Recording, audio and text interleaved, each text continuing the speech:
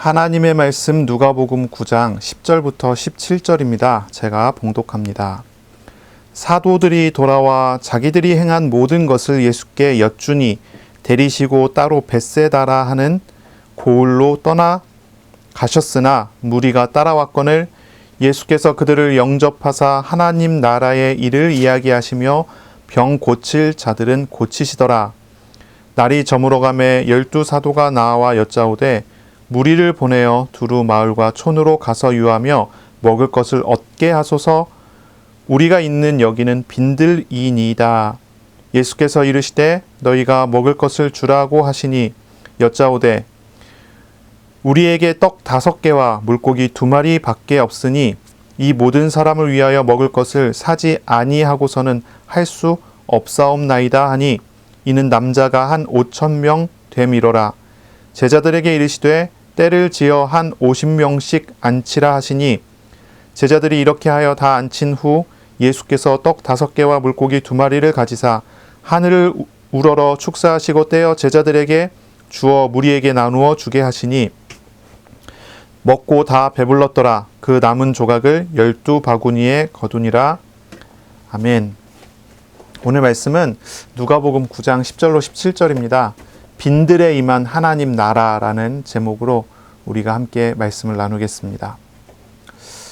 사람이 화가 나고 분노하게 되면 또 사람이 굉장한 슬픔과 이런 마음이 들게 되면 어떤 행동을 하고 어디로 가시는지 아십니까? 여러분은 어디로 가십니까? 뭔가 굉장히 억울하고 막 분노하고 당황하면 무엇을 찾아가시나요? 무엇을 하시나요? 또 힘든 상황 속에서 쉬어야 되는 상황이라면, 쉬어야 한다면 어디로 가서 쉬겠습니까? 예수님은 굉장히 화가 나는 그런 상황 속에서 빈들로 나가셨어요. 예수님께서는 제자들을 쉬어야 하기 때문에 쉼을 주기 위해서 빈들로 데리고 가셨어요. 이 빈들은 다른 번역을 보면은 광야입니다. 광야. 오늘 본문에는 이제 나오지 않죠. 바로 앞에 부분에서 나오는데 분봉왕 헤롯 안티파스라는 사람이 이제 9장 7절부터 9절에 나오죠. 이 사람이 예수님에 대한 소식을 듣고 굉장히 놀랐다 라는 이런 장면이 나옵니다. 이 헤롯이 놀랐어요. 왜 그러냐면 이 헤롯이 이 세례 요한을 죽였는데 세례 요한과 같은 사람이 나온 거예요. 세례 요한과 같은 그런 사역을 하는 사람을 알게 된 것입니다. 소문을 들었어요. 예수님에 대한 소문. 그래서 이 사람이 누군가 하여 예수님을 알아보려고 하는 그런 장면이 나와요. 그런데 이제 또 다른 이 오병이어의 장면에 보면은 마태복음 14장이 나오거든요. 마태복음 14장에는 어떤 장면이 나오냐면 세례 요한이 죽고 난 다음에 세례 요한을 장사 지내고 나서 세례 요한의 제자들이 예수님을 찾아와서 세례 요한이 어떻게 죽었는지를 이야기를 한 거예요. 세례 요한의 제자들은 예수님 찾아와서 세례 요한이 이렇게 죽었습니다 라고 알리고 세례 요한을 죽인 당사자인 헤롯은 예수님이 누구인가 알아보려고, 세례 요한이 다시 살아왔는가 알아보려고 하는 그런 장면이 나와요. 예수님께서는 오늘 본문에 나오는 이 현장에서 이 장면에서 두 가지의 소식을 듣게 되는데, 첫째는 세례 요한이 살해당해 죽었다는 소식이고요. 또 한 가지의 소식은 예수님의 12제자들이 현장에 나가서 사역을 했고 그 사역이 얼마나 성공적으로 잘 되었는지 기뻐서 외치는 말들을 들은 것입니다. 세례 요한은 어떤 사람인가요? 세례 요한은 예수님의 친한 친척이지요. 세례 요한은 예수님과 정말로 통할 수 있는 거의 유일한 사람이었죠. 예수님의 길을 예비했었던 사람이고 예수님의 길을 준비했던 사람이에요. 예수님의 선구자라고 부릅니다. 이 사람은 광야에서 회개하라 하나님 나라가 가까이 왔다고 외쳤던 사람이죠. 예수님께서도 공생의 사역을 시작하면서 첫 번째 외쳤던 말이 바로 그 메시지였습니다. 회개하라, 천국이 가까이 왔다. 세례 요한은 광야에 살았어요. 광야에서 메뚜기와 석청을 먹으면서 낙타 털옷을 입고 생활을 했습니다. 이 세례 요한은 원래 제사장 가문의 사람이었지만 화려한 성전에서 대접을 받기를 원하지 않고 광야에 나가서 먹을 것 없는 곳에서 거지처럼 살았어요. 하나님께서 먹이시는 걸 먹고 하나님께서 주시는 걸 입고 하나님과 함께 동행하는 삶을 살았어요. 이 광야에서 세례 요한은 오직 하나님 한 분만 바라보면서 생활을 했죠. 예수님께서 공생애를 시작하실 때 예수님은 광야로 나가셨어요. 세례 요한은 그곳에서 메뚜기와 서청을 먹으면서 살았지만 예수님은 광야에서 40일 동안 금식을 하셨습니다. 세례 요한은 광야에서 외치는 자의 소리로서 하나님의 복음을 외쳤던 사람이죠. 그러다 잡혀서 헤롯 왕에 의해서 살해를 당합니다. 이제 예수님께서는 이 세례 요한이 살해됐다는 소식을 듣고 이 광야로 빈들로 나가시는 거예요. 물론 이제 세례 요한이 있었던 광야는 사해에 가까운 유대 광야고 예수님께서 가신 곳은 벳세다 쪽에, 이제 갈릴리의 벳세다 쪽에 있는 광야입니다. 그쪽에 있는 광야. 그러니까 이제 좀 장소는 다르긴 하지만 의미는 분명히 통하겠지요. 예수님은 화가 나셨을 수도 있고 굉장한 슬픔을 표현하실 수도 있고요. 세례 요한의 죽음에 대한 어떤 말과 행동과 어떤 일들을 벌이실 수도 있는 것입니다. 하지만 예수님께서는 아무것도 하지 않습니다. 아무런 표현도 하지 않습니다. 아무런 표시도 하지 않습니다. 슬픔을 나타내는 행동을 한다든지 흔히 있는 옷을 찢는다든지 하는 그런 거 하지 않고요. 분노를 나타내지도 않습니다. 이거는 정의롭지 않다, 불의하다라고 하면서 세례 요한의 제자들을 이끌고 뭔가 다른 것을 하도록 지시하시지도 않습니다. 예수님은 분명히 이 가까운 친척이었었고 동지였었던 세례 요한이 죽었다는 소식을 들었으면서도 예수님은 어떤 것으로도 어떤 표현으로도 하지 않고 단지 예수님께서는 광야로 나가셨습니다. 광야요. 광야는 예수님께서 시험을 당하신 장소였고요. 세례 요한이 머물고 살고 하나님과 동행했던 그런 장소였죠. 세례 요한의 죽음의 소식을 듣고 예수님께서 왜 광야로 나가셨을까요? 이 광야는 하나님의, 예수님의 공생의 사역의 시작을 의미하는 그런 장소죠.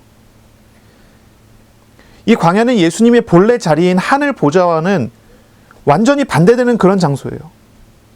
광야에는 안락한 침대나 의자가 없습니다. 광야에는 시원한 그늘이 없습니다. 광야에는 따뜻한 난방 장치도 없습니다.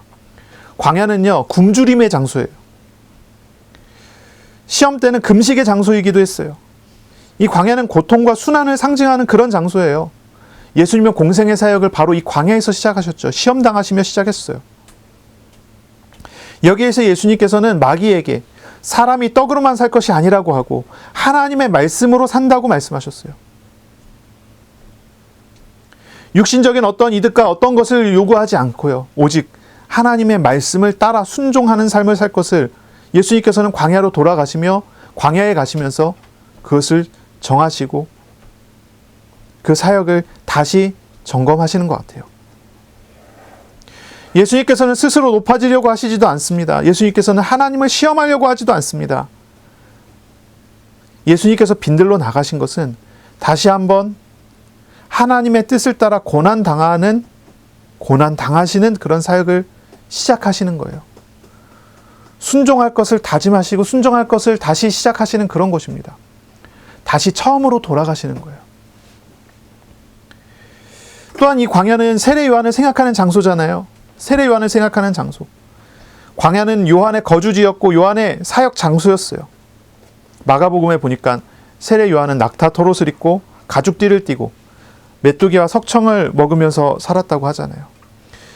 광야는 사람에 의지할 것이 아무것도 없는 그런 장소예요.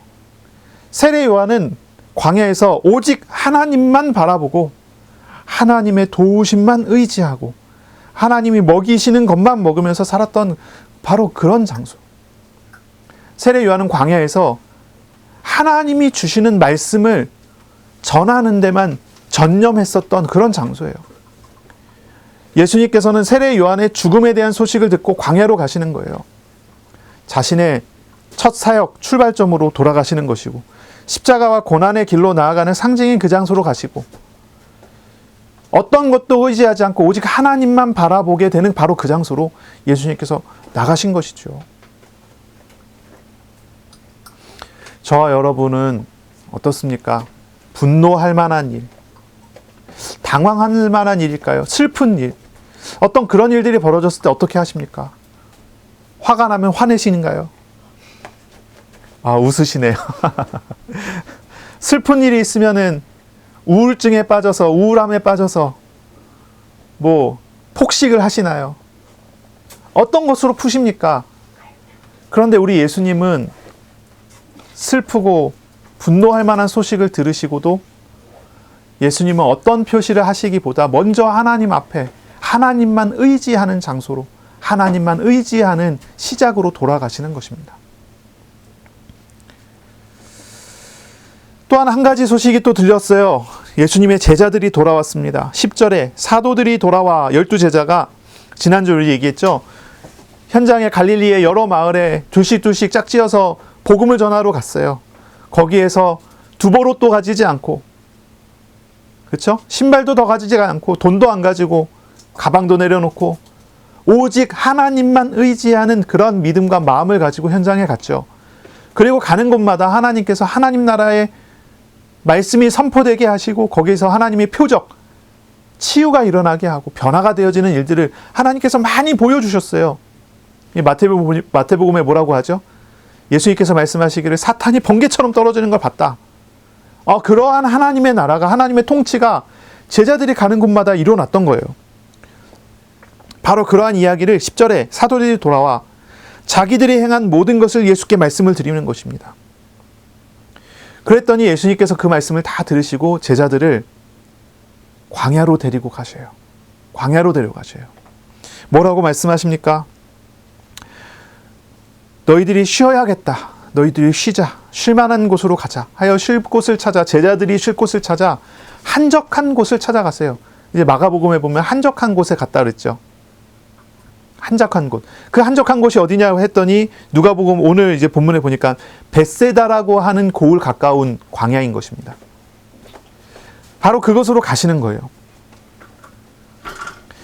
예수님께서는 제자들을 쉬게 하시려고 빈들로 가자고 하셨어요.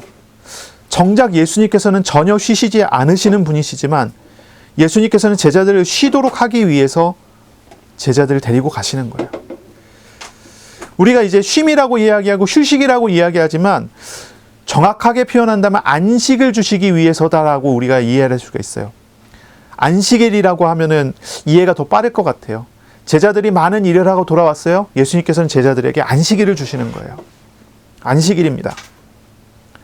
안식일이라고 하면 율법주의자들은 어떤 일을 하는 날입니까? 율법이 금지한 일을 금지하고 율법이 허용한 일을 행하는 아주 엄격한 날입니다.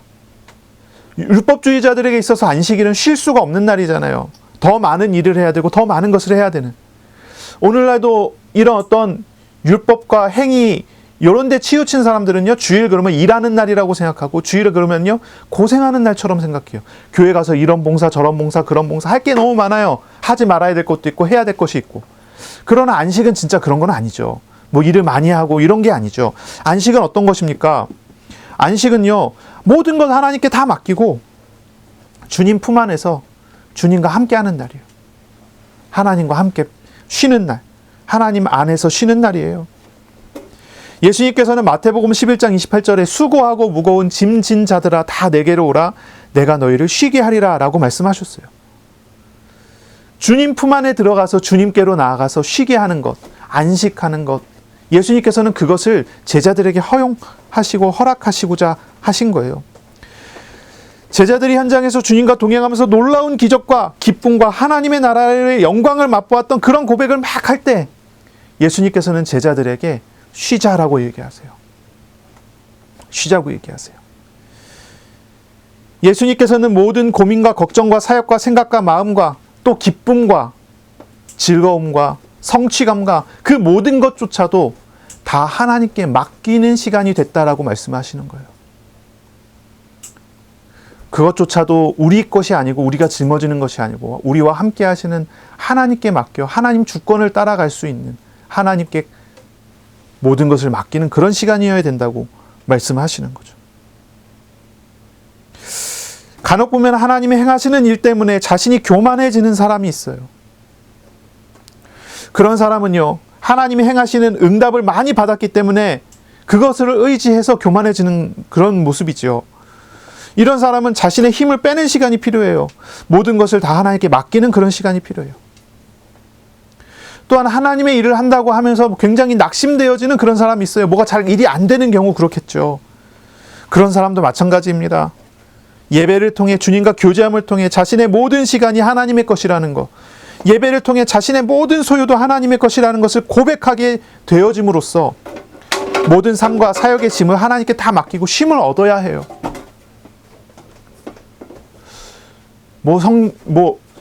대단한 성공을 맛보는 사람도 그렇지 않은 사람도 우리는 주님 안에서 안식하는 시간이 되어야 하는 것입니다. 안식하는 시간을 가져야 하는 것입니다. 그런데 여기서 질문 하나를 할 필요가 있어요. 그런데 예수님께서 제자들을 안식하게 하신다고 하면서 데리고 간 장소가 좀 이상하지 않습니까? 쉬는 장소가 좀 이상하지 않나요? 또 편안한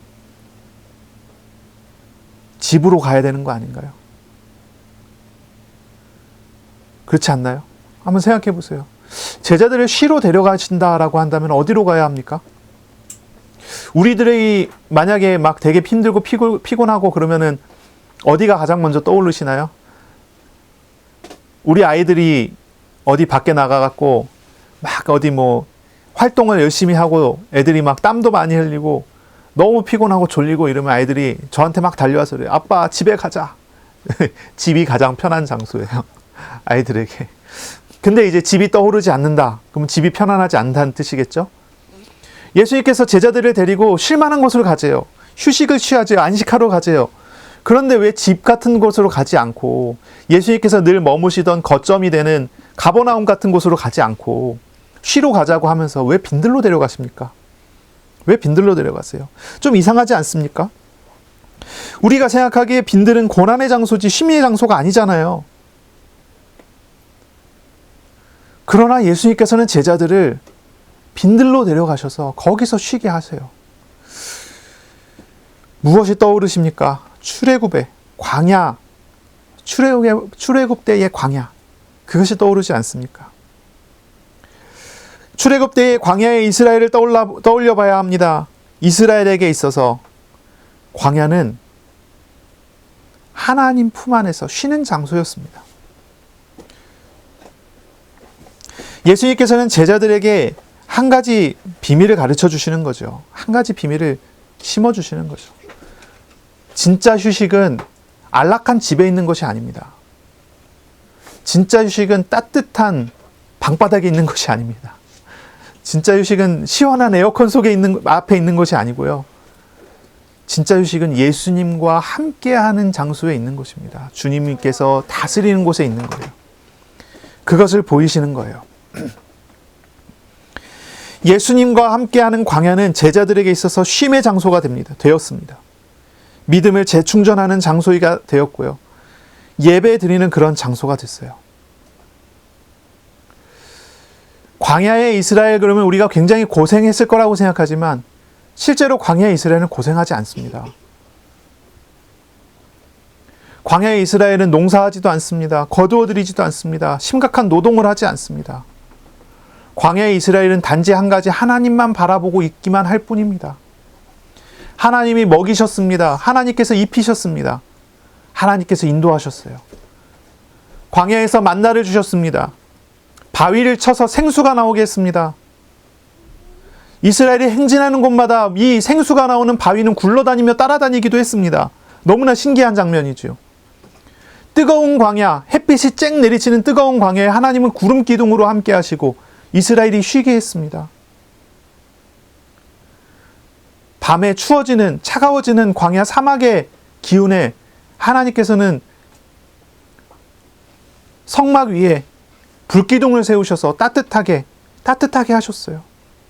성막에 가까운 사람들은, 하나님과 함께 동행했던 사람들은 광야는 안락한 장소였어요. 너무나 좋고 편안한 장소였어요. 얼마나 그렇습니까? 성경에 말하기를 샌달이 닳지도 않았대요. 신발이 닳지도 않았대요. 그게 얼마나 편안했다는 얘기입니까?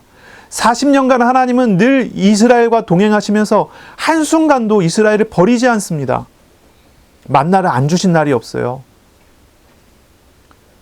하나님께서는 만나를 늘 주시면서 이스라엘이 언제나 하나님이 함께함을 깨닫고 알고 누리도록 만드셨어요. 예수님은 제자들을, 많은 사역 이후에 이제 쉼이 필요하니까 제자들을 데리고 빈들로 가세요. 쉬러 가자 하고 빈들로 가봤더니 빈들이잖아요. 먹을 게 없어요. 아무것도 없어요. 막 갔을 땐 괜찮았는데 또 많은 무리들이 몰려왔어요. 그들을 또 예수님께서 사역을 하시잖아요. 제자들은 쉬게 하시고 예수님께서 친히 나가셔서 예수님께서 친히 그들을 만나주시고 대접하시고 예수님께서 하나님 나라를 설교하시고 예수님께서 병든 자를 치유하시는 일들을 하세요. 제자들은 쉬었어요. 예수님은 사역했어요. 이제 저녁 때가 됐습니다. 배고플 때가 됐어요. 제자들이 이제 배고파갖고 먹을 때가 됐는데 저 많은 무리, 남자만 5,000명, 약 2만 명쯤 되는 무리들이 있단 말이에요. 배고프단 말이에요. 제자들이 예수님께 나와서 얘기합니다. 예수님, 이제 저들을 해산시켜서 이 벳세다에 가까운 마을들로 들어가서 저들이 음식을 해결하도록 해라. 그렇게 해야 되지 않겠습니까? 이렇게 얘기하는 거예요. 여기는 빈들입니다. 제자가 예수님께 강조하면서 얘기해요. 제자가 예수님께 얘기해요. 강조하면서 여기는 빈들이 아닙니까? 여기 먹을 게 없습니다. 어떻게 합니까? 그런데 예수님 뭐라고 말씀하세요? 너희가 먹을 거를 줘라. 그랬더니 제자들이 얘기하기를 예수님 우리가 먹을 거라고는 오병이어밖에 없는데요. 비스켓 5개, 물고기 2마리. 그것도 이제 요한복음에 보니까 어린아이의 도시락이었대요. 아마 제자들이 예수님 따라다니면서 이렇게 좀 쉬고 있으니까 어린아이 중 하나가 자기 도시락을 제자들한테 먹으라고 갖다 줬나 봐요. 그거밖에 없습니다. 예수님, 여긴 빈들입니다. 아무것도 없습니다. 너희가 줘라. 예수님께서 오병이어밖에 없는데 뭘 줍니까? 근데 예수님 말씀하세요. 50명씩 나누어서 앉게 하고 한 2만 명쯤 되는 무리가 50명씩 나눠 앉으면 몇 무리나 될까요? 그렇죠? 그러고 난 다음에 예수님께서 너무나 당연하다는 듯이 특별한 기도를 하시지 않아요. 특별하지 않습니다. 특별한 기도를 하지 않아요. 그 사람들을 먹이기 위해서, 기적을 보이기 위해서 특별한 기도를 예수님께서 간절히 기도했다 이런 거 없어요. 어떤 기도를 하십니까? 그냥 너무나 당연한 일상적인 기도, 식사 기도를 하세요. 너무나 일상적인 식사 기도를 하시고 그 도시락을 띄어서 나눠주기 시작했는데 어떤 일이 벌어집니까? 약 2만 명이 다 먹고도 12바구니가 남아요. 2만 명이 먹고도 12바구니가 남아요. 여기는 광야입니다. 여기는 빈들입니다. 그런데 주님 안에서, 주님 통치 아래서 하나님이 다스리는 그 장소에서 거기는 더 이상 광야가 고난의 장소가 아닙니다. 우리를 먹이시는 하나님, 우리를 지키시는 하나님, 우리를 책임지고 인도하시는 하나님이 함께하는 그런 장소입니다. 제자들은 주님과 함께 빈들에 가서 거기서 쉼을 얻을 수 있습니다. 거기서 진정한 안식을 누릴 수 있어요. 이 12제자와 또 다른 사람들은 또 많은 차이가 있습니다. 12제자는 이 오병이어를 통해서 놀라운 은혜를 입습니다. 놀라운 응답을 누립니다. 하지만 무리들은 떡 먹고 그냥 배부를 뿐이었습니다. 예수님의 제자들은 광야에서 정말 안식을 얻었습니다. 그런데 무리들은 예수님 안에서 진정한 안식은 얻지는 못했죠.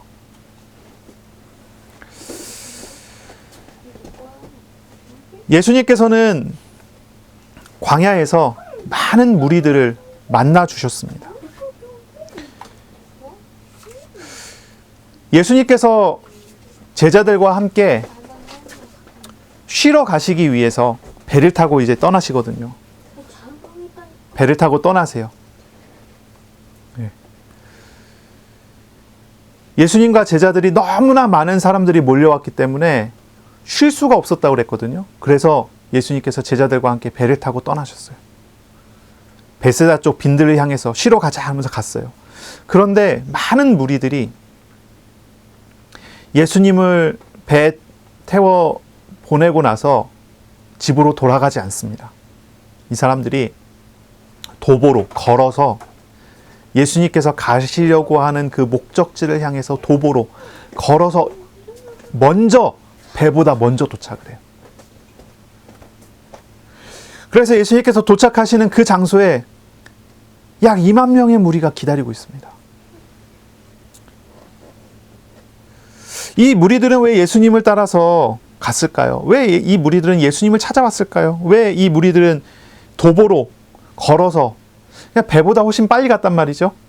그렇게 생각하면 이 사람들이 얼마나 급하게 갔는지 우리가 생각할 수 있잖아요. 이런 장면, 왜 그들이 그렇게 해야만 했을까요? 이건 그들의 갈급함을 보여주는 그런 장면인 것 같아요. 이 무리들의 갈급함, 이 무리들은요 자신의 문제로 인하여 그 갈급함의 문제를 해결하기 위해서 예수님을 따라다닌 것 같아요. 이들의 갈급함은 작게는 개인적인 질병의 문제를 치유받기 위한 것이기도 했겠죠.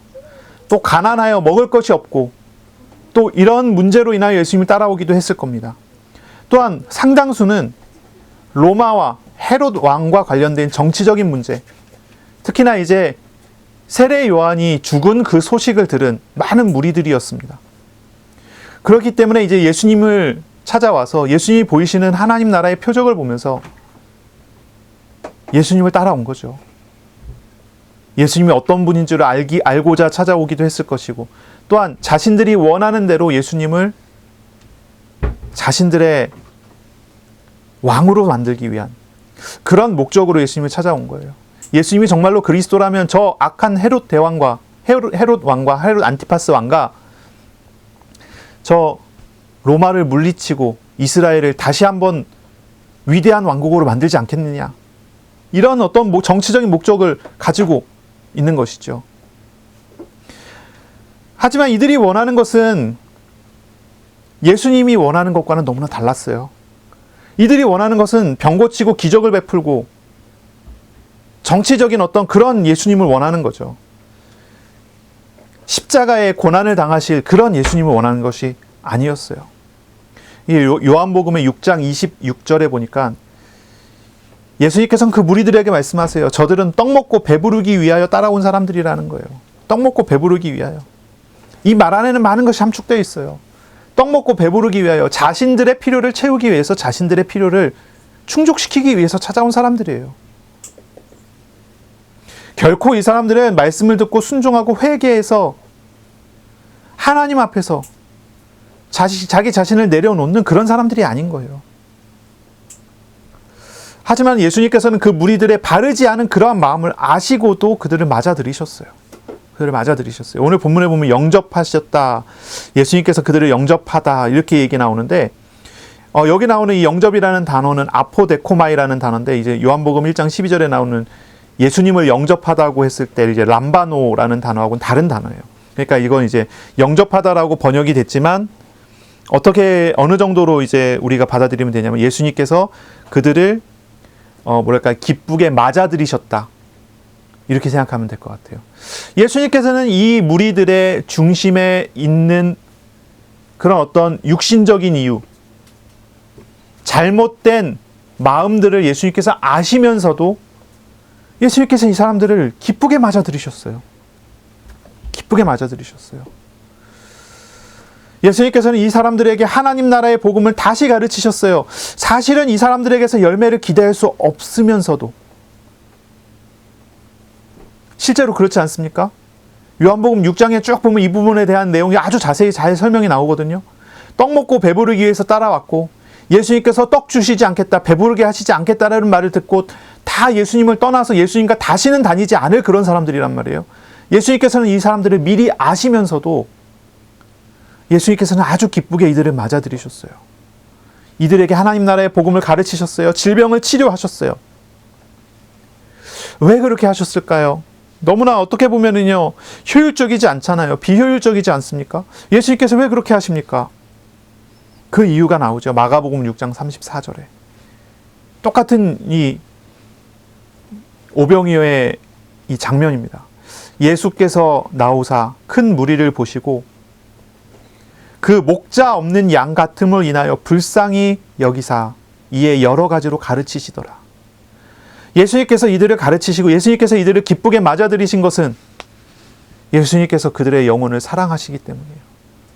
그들을 불쌍히 여기셨기 때문이죠. 그리고 이 사역은요, 이 가르치심은요, 짧은 시간에 단순간에 이루어지는 그런 일이 아니에요. 아주 긴 시간 동안 예수님 가르치셨어요. 오늘 본문에 나오는 예수님께서 하나님 나라의 일을 이야기하시다는 것과 병 고칠 자들을 고치시더라고 하는 이 두 단어가 미완료 시제로 되어 있거든요. 미완료 시제로 되어 있다는 얘기는 고치셨다가 아니라 고치시고 있는 거예요, 계속. 예수님께서 아주 긴 시간 동안, 아주 장시간 동안 예수님께서 그 사역을 혼자서 계속 하시는 거예요. 그것도 기쁨으로 맞아들여서 그들을 불쌍히 여기셔서. 무리들은 예수님의 본질을 알고자 한 마음이 없어요. 무리들은 예수님의 사역을 정말로 중심으로 받아들이고자 하는 그런 마음이 없어요. 이들은 그냥 떡 먹고 배부르기 위한 것일 뿐이에요. 하지만 우리 하나님은 그들을 어떻게 맞아들이십니까? 때로는요, 오늘날 우리 교회가 우리들이 밑 빠진 독에 물을 붓는 것처럼 사역을 할 때가 있죠. 특히나 이제 전도를 할 때나 선교를 할 때, 구제를 할 때, 그것을 위해서 헌신할 때 더욱 그런 경향이 많아요. 그래서 어떻게 생각해 보면요, 세상적인 경영을 배운 사람이라면 교회 안에 들어와서 교회가 재정이 적자다 그러면 제일 먼저 뭐부터 줄일 것 같아요? 뭐부터 줄일 것 같아요? 전도, 선교, 구제 비용부터 줄이지 않겠어요? 지출부터 잡아야 교회 재정을 잡을 수 있으니까. 사실 세상에서 보면요, 교회는요, 이해할 수 없는 단체예요.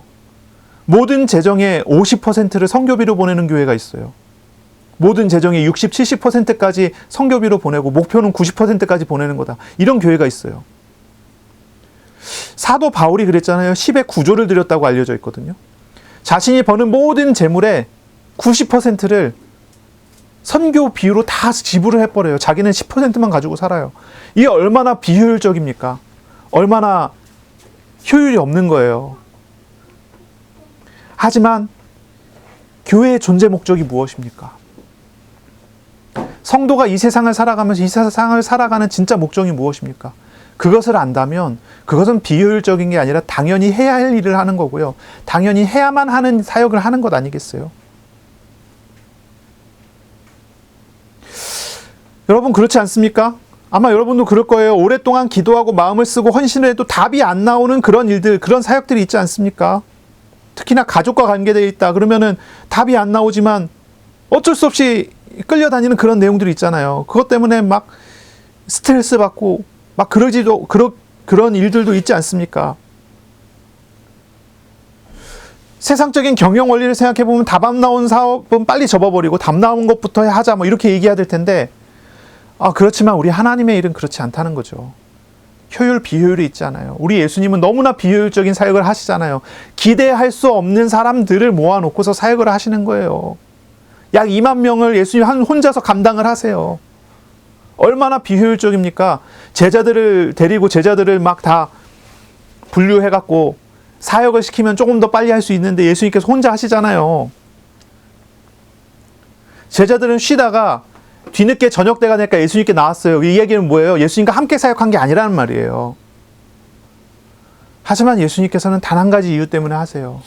그것이 주님께서 이 땅에 오신 목적이기 때문이에요.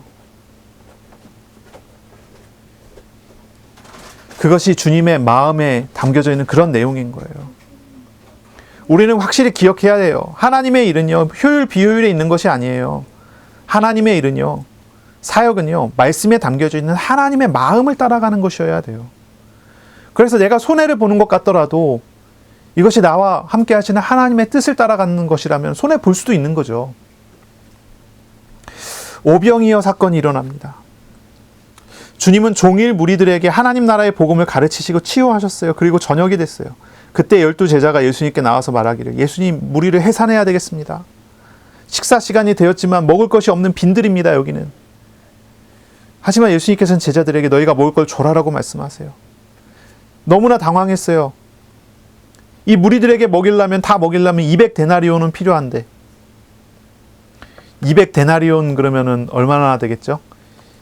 하루 일당을 약 10만 원에서 15만 원 이렇게 잡을까요? 10만 원만 잡아도 200데나리온 그러면 2천만 원 정도 되는 돈이겠죠. 15만 원 잡으면 3천만 원 정도 되는 돈이겠죠. 그 돈이 빈들 광야에 있는 그들에게 무슨 돈이 있겠어요.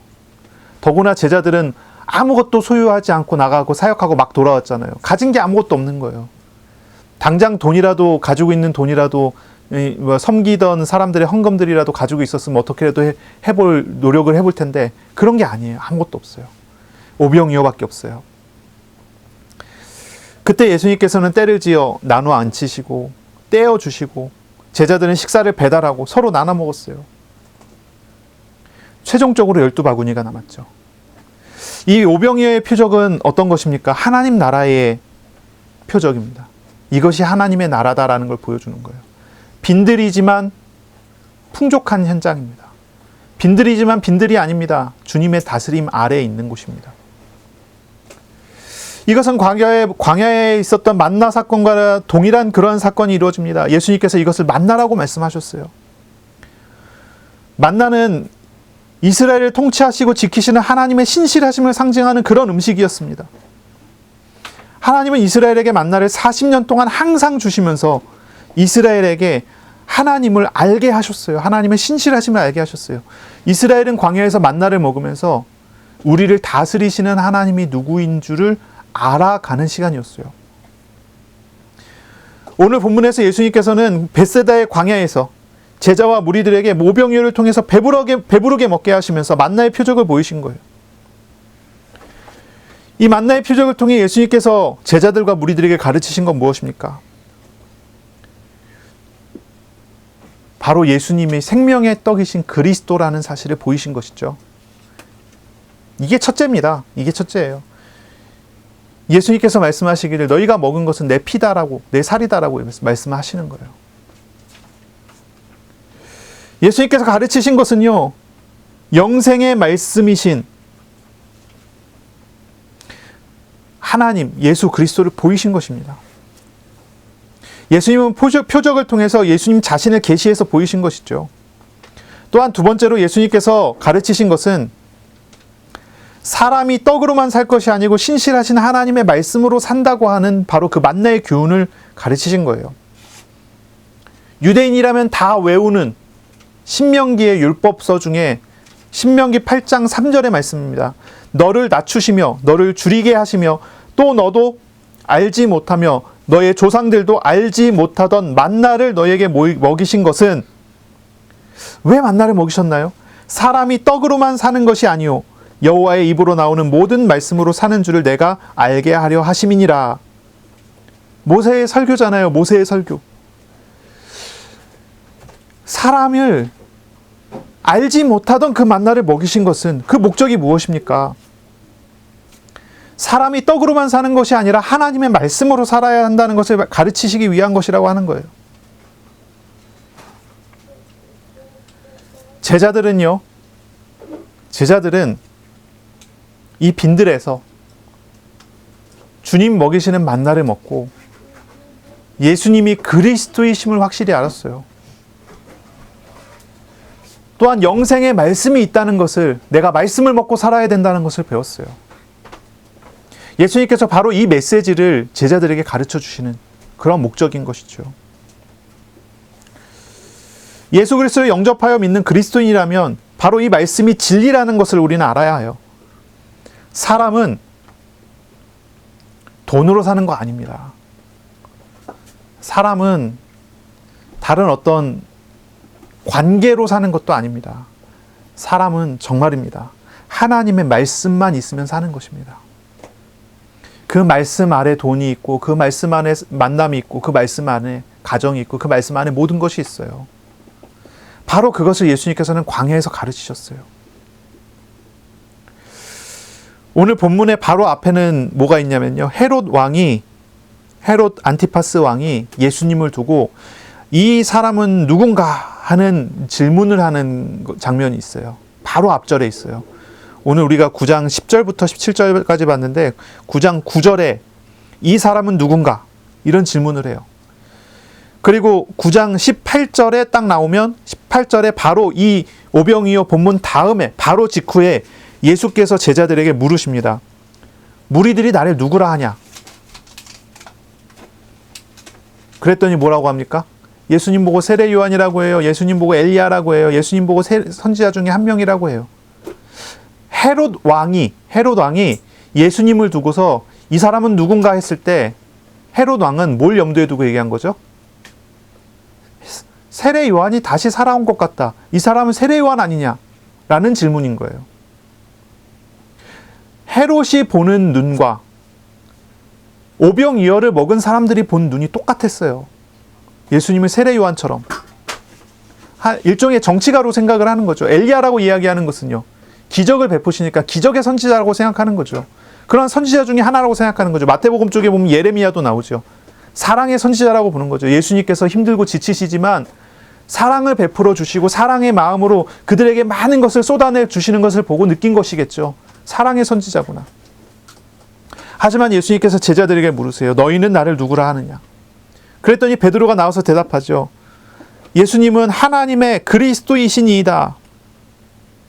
마태복음에 보면은 주는 그리스도시요 살아계신 하나님의 아들이십니다. 이제 이 누가복음에 이게 요약돼서 나온 거죠. 예수님은 그리스도라는 고백을 해요. 예수님이 누구냐는 질문, 그리고 또 예수님이 누구냐는 그 두 질문 사이에 껴있는 한 사건, 이 오병이어의 사건이에요. 이 오병이어의 사건은 결국 제자들에게 뭘 가르치는 것이죠? 예수가 그리스도 된다는 그 본질, 그 사실을 가르치는 사건이었다는 거예요. 하나님의 나라를 누리지 못하는 사람에게는 오병이어는 단지 떡 먹고 배부르는 사건에 불과했어요. 오늘날도 마찬가지예요. 많은 성도들 오병이어를 어떻게 생각합니까? 많은 사람들 오병이어를 어떻게 생각합니까? 우리의 필요를 채우십시오라고 하는 그런 기도 아닙니까? 그런 마음 아닙니까? 그러나 주님께서 정말로 제자들에게 가르치고자 하는 그 사건의 본질은 무엇입니까? 바로 예수님께서 생명의 떡이신 만나이시라는 거예요. 바로 예수님께서 우리에게 생명을 주시는 그리스도시라는 거예요. 제자들은 이 오병이어의 사건을 통해서 확신하게 되는 것이죠. 확실하게 더 굳게 알게 되는 것이죠. 바로 예수께서 그리스도시구나. 사람들은 육신의 떡을 먹을 뿐입니다. 하지만 제자들은 영생의 말씀을 거기서 먹었어요. 오늘날 우리가 말씀을 붙잡고 기도할 때 육신에 얽매여 육신을 구하는 그런 기도를 해야 되겠습니까? 아니면 우리가 기도할 때, 말씀을 붙잡고 기도할 때 살리시는 생명 주시는 사랑의 하나님을 구하고 그 하나님을 만나는 그런 시간이어야겠습니까? 사람은 하나님의 말씀을 가지고 사는 것입니다. 육신의 양식과 영의 양식, 이런 우리가 말을 많이 들었잖아요. 그렇죠? 우리 주님께서는 오병이어를 통해서 우리에게 참된 영의 양식을 가르치세요. 이건 표적입니다. 표적은 뭐냐면은 정말 무엇인가를 나타내기 위한 한 가지의 증거라는 뜻이에요. 오병이어 자체가 목적이 아니에요. 우리에게 떡 주시기 위해서 사람들을 불러 모으신 게 아니란 말이에요. 그것을 통해서 뭘 가르치세요? 좀 비효율적일지라도 뭘 가르치세요? 우리에게 생명을, 그리스도 안에 있는 생명을 가르치세요. 내가 말씀을 붙잡고 그리스도를 알고 그리스도께로 나아가는 그런 사람이 되기를 원하시는 거예요.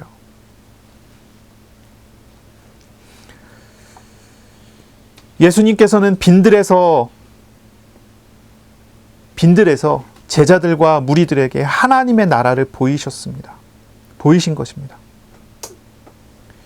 이 하나님의 나라는요, 순종의 장소였어요. 예수님께서는 순종의 장소, 고난으로 가는 순종의 장소. 제자들에게는요, 이 광야는요, 주님 안에서 쉬는, 안식하는 그러한 장소였어요. 제자들은 광야에서 오병이어의 표적을 통해서 영생을 주시는 하나님의 말씀을 먹고 육신의 충족도 누리는 참된 안식을 누릴 수 있었어요. 무리들은 어떻습니까? 예수님께서 불쌍히 여기는 마음으로 그들에게 하나님 나라의 복음을 가르치시고 표적을 보이셨잖아요. 비록 그들이 마음의 문을 닫고 육신만을 위하는 사람이었을지라도 예수님께서는 그들을 외면하지 않았어요. 배불리 먹이셨어요.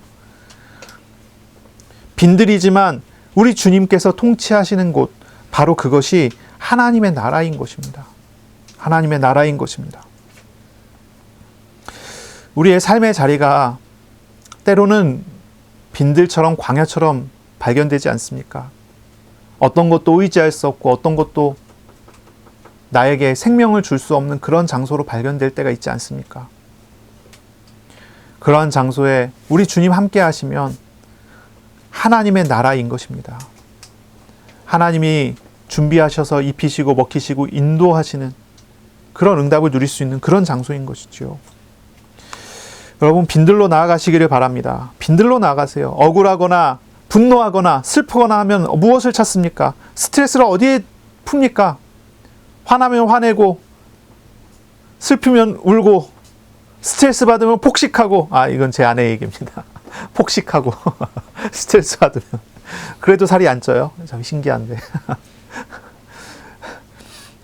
그럴 것이 아니라 우리가 정말로 그러한 우리 안에 어떤 인생의 격동과 문제가 있다면 우리는 광야로 나가야 되겠습니다. 광야로 나가야 되겠어요. 예수님께서는 빈들을 찾아가셨어요.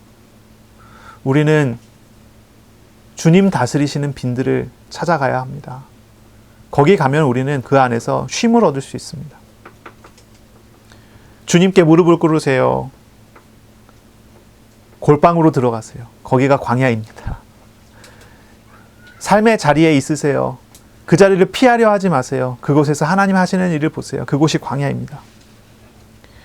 그곳에서 하나님께서는 우리에게 쉼을 주실 것입니다. 주님께서 우리를 어떻게 다스리시는지를 가르쳐 주실 것입니다. 주님 앞에서 주님을 믿기 때문에 겸손히 자신을 내려놓는 그런 장소로 가세요. 주님 앞에 있을 수 있는 장소로, 자신을 내려놓을 수 있는 그런 장소로 가세요. 말씀을 묵상하는 기도의 자리로 가세요. 하나님의 음성을 들으시고 거기에 순종하는 그런 장소로 가세요. 예배의 자리로 가세요. 그곳에서 우리 주님께서는 쉼과 평안을 주실 것입니다. 하나님께서는 하나님께로 나아가는 사람을 결코 외면하지 않습니다. 우리의 마음과 생각을 지키시며 우리에게 먹고 배부르는 그런 만나 같은 응답을, 오병이어와 같은 축복을 주실 것으로 믿습니다. 우리의 영혼을 살찌게 해주시고 우리의 육신의 충족조차도 채우시는 우리 하나님을 알아가는 한 주간이 되시기를 바랍니다. 기도하겠습니다. 하나님 감사합니다. 오늘 우리에게 말씀하셨습니다. 빈들에 임한 하나님의 나라를 우리가 말씀을 통하여 들었습니다. 보았습니다.